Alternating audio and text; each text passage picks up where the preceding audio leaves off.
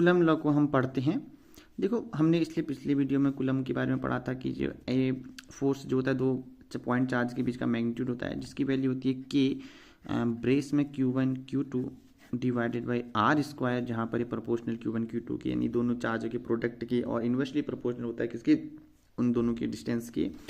हमने पढ़ा चलो कि क्या क्या होता है। चलो अब हम आगे बढ़ते हैं। हम अब पढ़ने जा रहे हैं के बारे में। के तो वैसे कुछ नहीं होता, वैसे तो कांस्टेंट होता है, मतलब इसका मतलब कुछ नहीं होता। जब हम सॉल्व करते हैं जो वैल्यू आती है वही होता है ये प्रोपोर्शनलिटी को। जैसे मैंने कहा कि ए प्रोपोर्शनल है बी के, यानी कि ए बराबर के बी करते हैं। इसका मतलब जब हम सॉल्व करते हैं तो ए अपॉन बी जिसकी के की वैल्यू होती है, समझ सकते हैं इस प्रकार से, तभी हम प्रोपोर्शनलिटी कांस्टेंट कहते हैं। सॉल्व करने के बाद जो वैल्यू आती है, देखो हम अब हमें कहाँ पे था, हाँ देखो तो के की वैल्यू ओवरऑल होती है, वैसे बहुत लंबी वैल्यू होती है इसकी होती है 8.987, मुझे भी याद नहीं था, मैंने साइड में लिखी तो बता रहा हूँ, 551,787 into 10⁻⁹ okay, newton dot metre square upon coulomb square okay.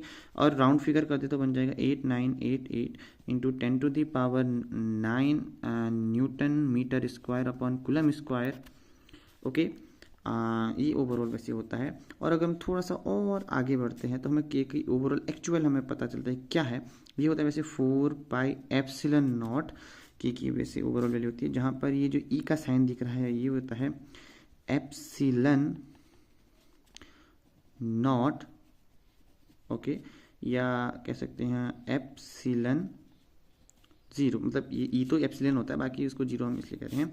और इसकी वैल्यू जो एप्सिलन नॉट की वैल्यू होती है वो होती है 8.854 into 10⁻⁻12 coulomb square newton metre square. मतलब देखो ना ये तो कांस्टेंट है तो के बराबर 1/एप्सिलन होता है, यानी कि एप्सिलन क्या हो जाएगा प्रोपोर्शनल, यानी कि बराबर 1/के। तो तब हमने यूनिट का चेंज हो गया, ये मतलब ओवरऑल इसका मतलब है। और इस हिसाब से ध्यान से देखें तो इस हिसाब से देखूं तो के की वैल्यू हो जाएगी 1/4πε0 जिसकी वैल्यू हो जाएगी 8 पॉइंट क्या कहा मैंने 98 मैंने 1 2 तक लिख रहा हूँ 10⁹ newton metre square divided by coulomb square. अब देखो अब कोई भी क्वेश्चन कर रहा हूँ तो यार बार बार ये मेरे को परेशानी करेगा, इसलिए हमने परेशानी को दूर करने के लिए राउंड फिगर करेंगे तो ओवरऑल क्या बन जाएगा 1/4πε0 इसकी वैल्यू जाएगी 9 into 10⁻⁹ newton metre square upon coulomb square. इसलिए हम इसकी वैल्यू ज़्यादा लेते हैं। अब यार शायद सही लग रहा है ना यार, क्यों तो हम 8.9 कहाँ से, ठीक है। तो इस हिसाब से हमारा ओवरऑल कूलम लॉ क्या बन गया, ये बन जाएगा 1/4πε0 Q1 Q2 divided by are square. ये हमारा ये मतलब ओवरऑल हो गया ये, और वही के की मान हो गया। तो आई होप आपको समझ में आया होगा।